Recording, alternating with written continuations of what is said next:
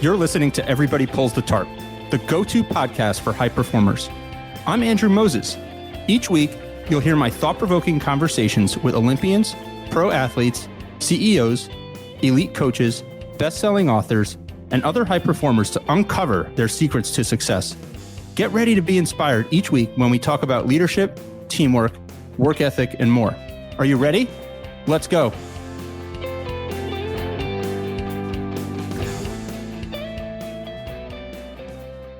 Hi, everyone. This week, my guest is entrepreneur Rudy Rocourt.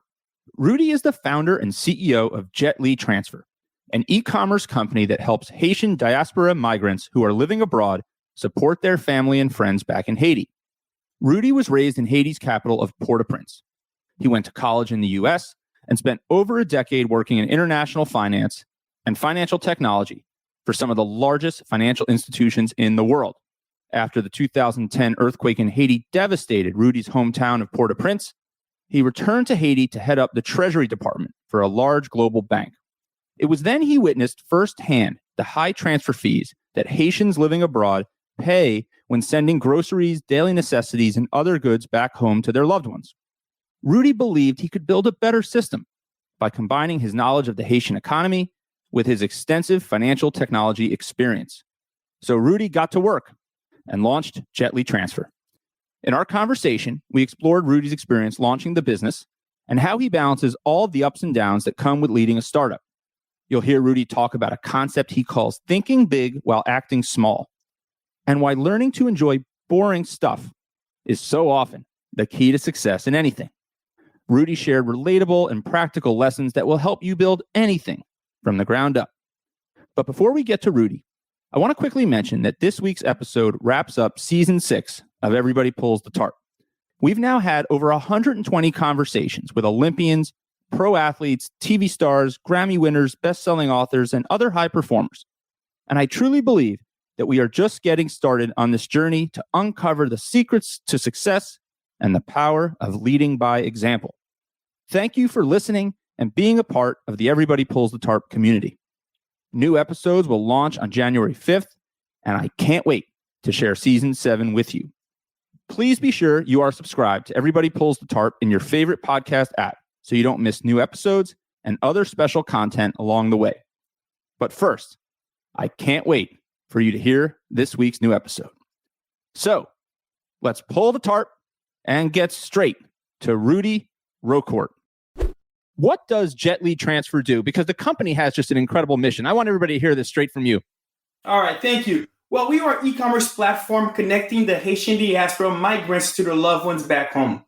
Currently, the diaspora account for more like than 30% of the GDP in Haiti and mostly in other countries in Latin America and Africa. And one of the biggest challenges they're facing is paying high transfer fees. So when I was working at Citibank back in Haiti and I was seeing all these transfer fees coming in, and I'm like, wow, why are they paying so much money when we're realizing that 40% of these funds were coming to buy daily life necessities such as food?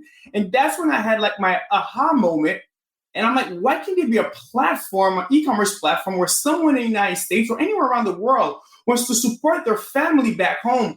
Why can't they go shop online and source local goods that are readily accessible to their loved ones and have it delivered within 48 hours?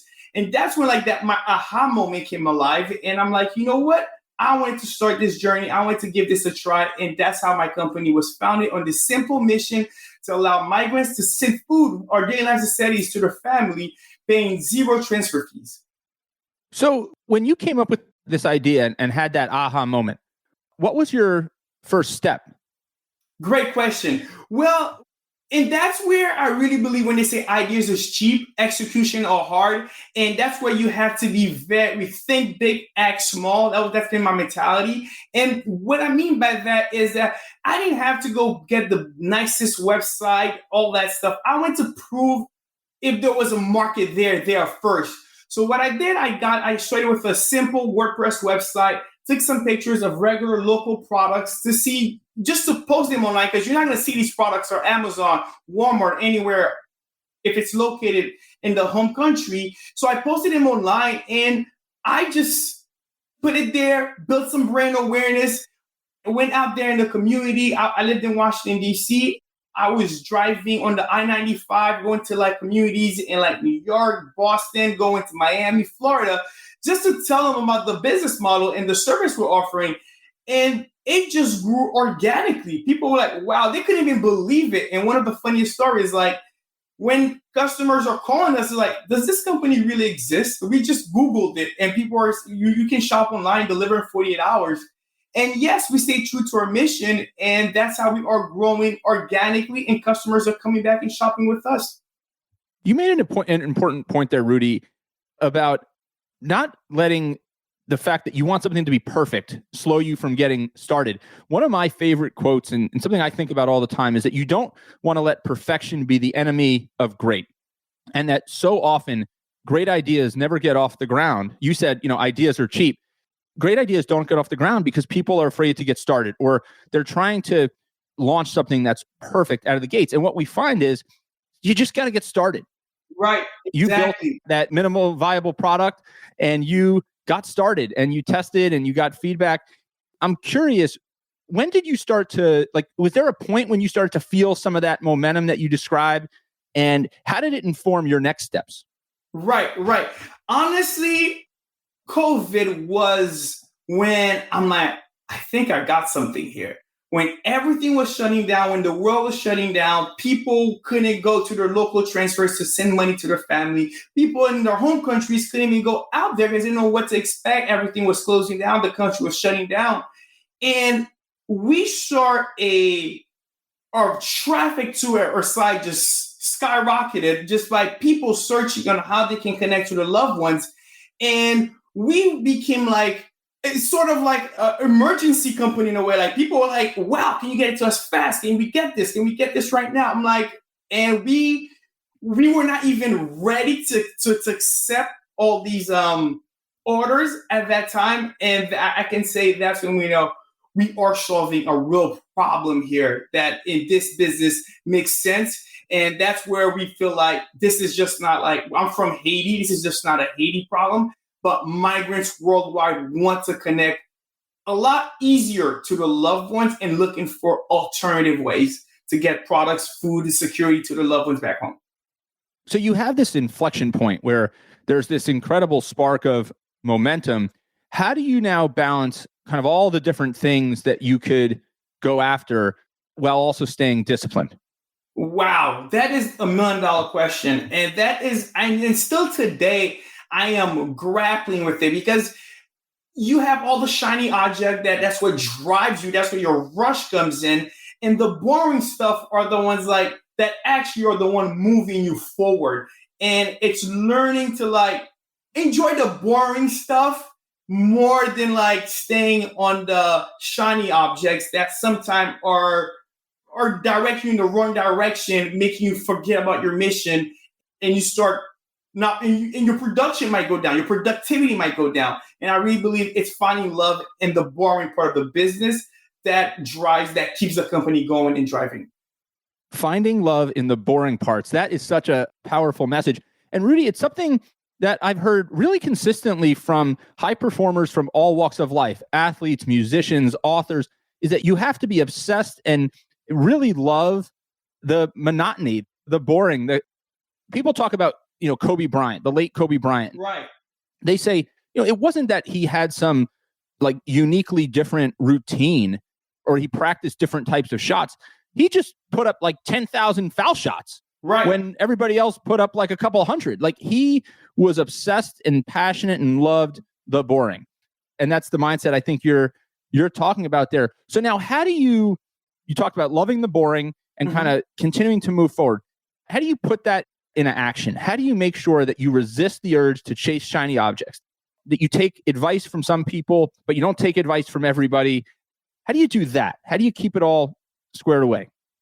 Great question. I feel like you're asking me like my daily challenges every day, like that inner war that I go through myself, like in consistency. It's more about like giving my and I can say that what's been working for me lately is having smaller goals every day and completing these smaller tasks every day consistently. Instead of going a to-do sheet and have like 10, 15 items to go through, like go do every day. And by the end of the week, I've only completed, let's say 30% of that, 40% of that. And I'm feeling like I'm beating myself down, self-destructive mode. And now I'm more like, you know what? Start taking smaller chunks, but keep progressing.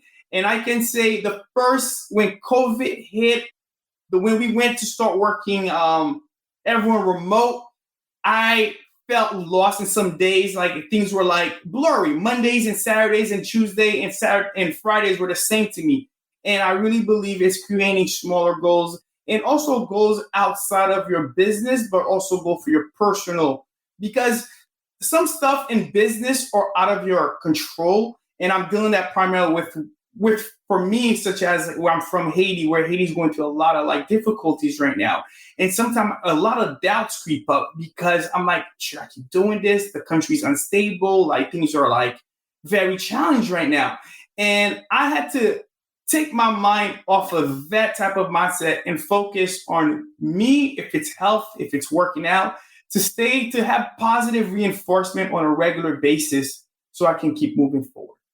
All right, Rudy, there's so much to unpack there. Let's first talk about the goals. You talked about kind of setting these goals, these micro goals that you can focus on.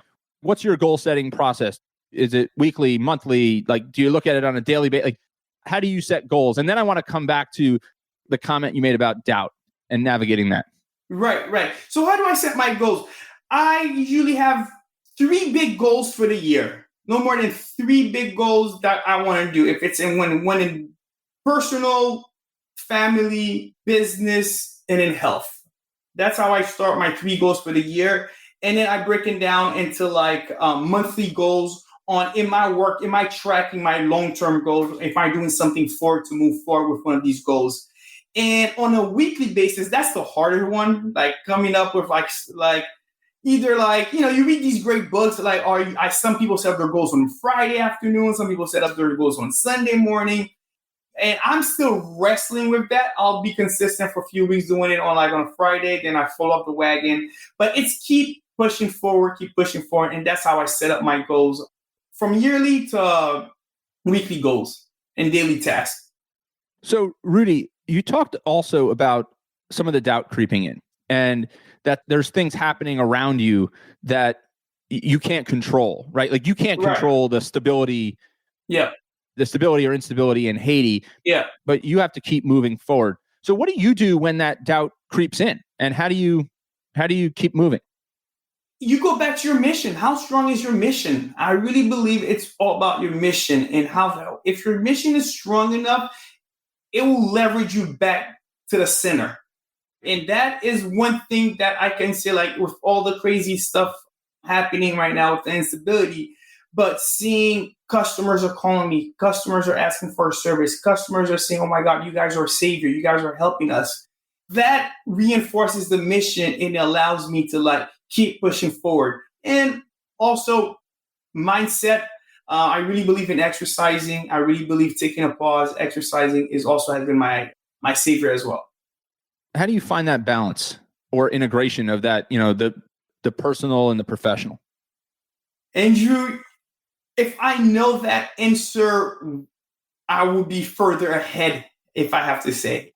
And I really believe that's the journey. That's part of the journey. You're not supposed to know that every day. I don't think it's something like that comes out like, all right, bet I take that pill, I can get that process, everything like that magic pill. No, I really believe it's through that journey you build that process, and that's how I really believe you can get it. So, Rudy, I want to take a little bit of a step back. Before you started Jetli Transfer, you spent over a decade working in international finance and finance technology for some of the world's largest financial institutions. And that's a very different world than running a startup, a growth-oriented business. So I'm curious, let's start with what would you say has been the biggest difference for you professionally between that environment and this environment? Okay, for me, I'm still struggling with it. It's to get out the 9 to 5 mindset. And what I mean by that is that right out of college, it was all about working from 9 to 5, 9 to 6, 9 to 7 for long days. boom, you shut it off by the weekend and you start again. It became like a wheel. I got so accustomed to that when you are an entrepreneur, you have to forget that schedule and you have to be on mostly 24/7 or mostly like sporadically where there's like there are busy time, there are slow time, busy time, slow time throughout the week. And that's the challenge. I'm also, when you come going back to the previous question about balancing, it's like I could have easy Friday, but Saturday something comes up. The site is down. Something or customer is saying I can't reset my password. Orders not being delivered, and before you know it, we have families living at home, working remotely, working at home, and you're interchanging your personal life and your private life together, and that's where that blur comes in. It creates and that's challenging to find that balance. And going back to your question, it's really important to find that balance, and that's the challenge that I'm facing right now. That I think every entrepreneur faces right now. Not a 9 to 5 anymore. It's not like, oh, I can just send an email. It's really about solving the problems right at any moment. And your mind doesn't turn off. That's another thing. Like, I'm on my bed, I'm thinking about work. I'm driving, I'm in the shower. Like, that's the challenge that I'm facing with that. And I think for the better or the good. Rudy, do you find it taxing on you from a standpoint of like your ability to make decisions or your ability to be creative? How does it affect that? It affects my creativity in a way that you are so in your head every day sometime that when you just start your head, you have a white canvas and you can start, your creativity flows. But when you are dealing with repeated stuff, repeated challenges, you start forming conclusions ahead of time, and that affects your creativity. And that's the challenge that I'm dealing with. And I'm learning to do other stuff that allows me to be more creative organically. That doesn't have to do with the work, but just so that I really believe through creativity, I can innovate. And I really believe it's your creativity that allows you to innovate more. I sure agree, Rudy. I think it's so important to find that space, right? Sometimes you gotta slow down and move fast, right? And that's incredibly important. One of the big decisions and things that you did when you were working in one of the large financial institutions is after the 2010 earthquake in Haiti, you went back to work in Haiti. I'm curious, what led you to that decision, which obviously ended up having such a profound impact in getting you where we are today, because you had this kind of watershed moment where you saw a problem that you could solve. What led you back to Haiti? It was after the earthquake, and seeing the devastating news like every day on CNN, seeing everything, I just felt I had to go down there. And I just didn't want to go down there just, oh, I'm young. I'm trying to build my career. So I wanted to go out there and still leverage my career in the finance sector. And that's how I started working at then I found this opportunity at Citibank. And I'm like, and because Citibank's the treasurer at that time passed away through the earthquake, and they were looking for someone to replace him. And that's when that opportunity came along. And I packed my bags and I went to Haiti, and first time I felt home again. First time I felt like empowered, not just to work and just like doing finance and daily finance stuff. Yes, it's gratifying, but it's more gratifying when you're trying to like solve real world problem to help improve the economy or to find solutions with all the problems that Haiti was facing at that time. What was that like? I mean, how did you reacclimate yourself and then get your arms around a big job during a really transitional time for you and for the local economy and the country? Yeah. And again, the transition was challenging, I must say. Living in New York City, having access to everything, like I was in that bubble. And then I jumped to another bubble where it was different lifestyle, lack of services, lack of resources made it very difficult while living in Haiti. But also that was the opportunity that, again, through these challenges, my creativity started to spread. And that's when like fintech starts popping up. That's when like e-commerce, marketplaces, everything like we're starting to popping up. And I'm like, oh, those are like, and I feel like that's where the future was going. And it gave me an opportunity to start looking into that, understanding the industries better at a micro level. And that's where today I'm here with you today is because my journey back to Haiti and the rise of technology to find a way to democratize finance, bring financial inclusion to everyone in need.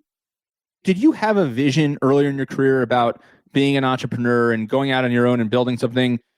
Honestly, no. Coming from a Haitian immigrant, it was more like go to school, get a job, rise up to the ranks, and make your family proud so they all know about their son doing well at the bank. When I decided to like change my career trajectory, I got a lot of resentments from my family. They're like, "Oh my God, what would you be doing that? Like, you have a nice, comfortable lifestyle. Why would you want to risk that and start something from new?" And they didn't understand the concept of like, e-commerce, financial technology, and all that stuff. So did I see that with me? No, but the itch started happening when around the '06, the '07, new technology, new waves of startups were popping, and the creativity started flowing, and the itch started out. I'm like, I need to get my hand on something, either work for a startup or go find. And that's one thing I can say, like, it's such a global market, but right now everything is going niche. Also, is finding where your leverage as an entrepreneur is like not just trying to see if you can solve global problem at a large scale, but solving a niche problem that can be replicated at a global scale. And that's where like being home, Haiti has given me that competitive edge to do what I'm doing today. Rudy, there's so much that you gave me to unpack there. The first thing that was really interesting about what you said so much there that was so interesting. The first thing Am I saying too much? No, this is Rudy, this is great. The first thing that you mentioned, 2006, 2007, the itch starts to form. Yeah. Your mind it's kind of brewing with ideas and this potential new direction. And then you go back in 2010 to Haiti after the earthquake, and now it starts to accelerate and it comes together. I'm wondering, during that period of time between 2006, and kind of 2010, when you started to really crystallize some of these thoughts, were you doing anything to kind of capture ideas, or were you were just kind of thinking about it while you were driving, thinking about it while you were on walks? What was that like? Well, the first one I'll credit is The Economist. The Economist was my favorite. It's still one of my favorite, but I don't have as much time to read it. But the Economist had this section. It was, they have what's happening in the U.S. and it goes by region. And I was so gravitated towards the Africa part and Asia part, seeing these new age technologies that were popping up in these countries, India and like Nigeria, Ghana. And I was like, oh my God, like, because I'm from Haiti and I understand the business of the bottom of the pyramid. And I couldn't compare it to like Uber at that time, or I couldn't compare it to these big scale startups who are more catering to like, first world economies. And Economist was giving me like what was going on, showing all these startups that were popping up. And then while I was at the Bank of New York Mellon, I remember I went to India. I spent some time in India. And while again at India, I was always curious after work, after leaving the corporate office, it's like, let me see what's going on in the local economy and seeing what type of new age business models were being created. And that's where ideas keep flowing. I looked into different business models. And again, those were all I was taking steps without even realizing it, going in, and that pushed me to go to Haiti because I'm like, oh my God, this is a time I have to go out there, go back home and really see. It's through problem you find solution. And that's what real entrepreneurship is. What problem are you solving? And what type of value you're trying to add to the customer. And that's where that my journey has been going and continue to grow. All right, Rudy, let's move now to, you said something else about some resentment and doubt from your family, your relatives, because in their eyes, you had this great thing going, and now they can't even comprehend that you would turn that aside and jump out into something that's, a lot more maybe, unknown or unique. So how did you process that? That has to be challenging. Yes, that had to be challenging. And that's when I started discovering myself, starting to decide to make decision, not to please other folks, not to follow other people's footsteps, and honestly taking charge of my life in a way that what is it that I want? What is it that I want to be remembered for? Or what is it that, and listening to I saw this in movies of Sneakers, Tony Robbins, and all these guys. And they had that simple message, staying true to yourself and following your heart, your mission, and not the money, not the nicer things in life, but following something that keeps you alive and staying alive and not being dormant. That, I don't want to wake up on a Monday morning, or I look forward to my Fridays. I want to be living. And that's where I found that to allow me to discover myself and jump in the world of entrepreneurship, which is scary, which is cold, which is lonely, and those are the challenges that we face every day. Rudy, that is just so cool. And I can't wait to see where you take this business next. And you got to promise me that you're going to keep in touch, and we're going to sit down and do an update on how things are going in the not too distant future. But there is no question in my mind, Rudy Rocourt, that you are pulling the tarp. You are in the Tarp Puller Club, and it's been so much fun unpacking your story a little bit, getting a behind the scenes look at your career and some of your success secrets, and a story that you're still writing. And I can't wait to see where it goes. Rudy, thank you so much for spending some time with me this week. Thank you. I appreciate that, Andrew. Thanks for having me. Thank you for joining me this week. Be sure to subscribe in your favorite podcast app so you can catch all of our upcoming episodes. And if you are like me and want a world full of tarp pullers, then leave a review to help others find us. You can also follow me on Twitter at Andrew H. Moses. That's Andrew H. Moses. And be sure to sign up for my email newsletter at everybodypullsthetarp.com/newsletter. I'll share tips and insights to help you achieve maximum success and happiness. Today is a great day to pull the tarp. I am rooting for you. See you next time.